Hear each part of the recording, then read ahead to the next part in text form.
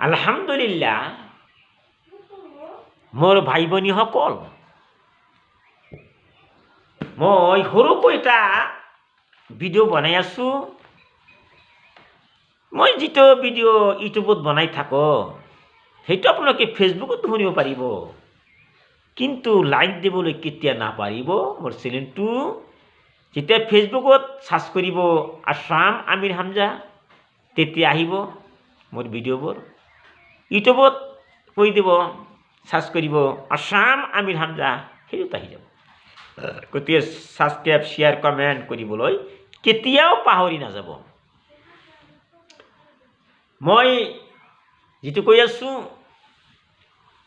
হজৰত ছালেহ আলাইহিছ ছালাম এজন নবী আছিল। তেওঁ আল্লাহক বিশ্বাস কৰিছিলোঁ। তেখেতে যে বিপদে পৰিচালিত হোৱা জাতিটো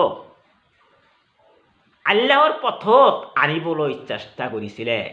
সেইবিলাক মানুহক, যিবিলাক মানুহে বিপদত পৰিছিলে, বিপদে পৰিচালিত হৈছিলে, বেয়া কাম কৰিছিলে, তেওঁলোকক আল্লাহৰ পথত আনিবলৈ তেওঁ চেষ্টা কৰিছিলে।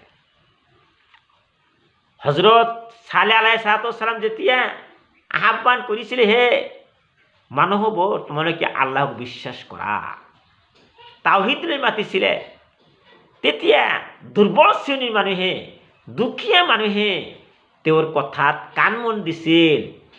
বিশ্বাস কৰিছিলোঁ, আল্লাহক বিশ্বাস কৰিছিলোঁ আৰু আল্লাহৰ কাম কৰিছিলে। কিন্তু আগশাৰীৰ মানুহ, শক্তিশালী মানুহ, ধনী শ্ৰেণীৰ মানুহ কি কৰিছিলে? তেওঁলোকে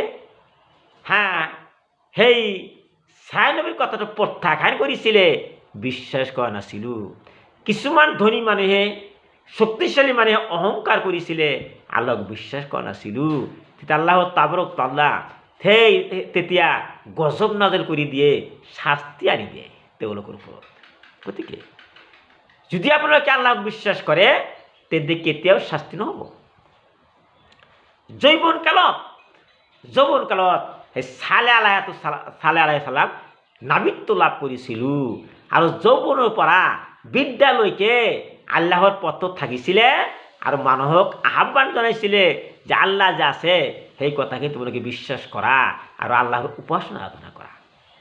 গতিকে বন্ধুসকল, মই যিটো কৈছোঁ আপোনালোকে ভালদৰে শুনিব, প্ৰথমৰ পৰা শেষলৈকে শুনিব।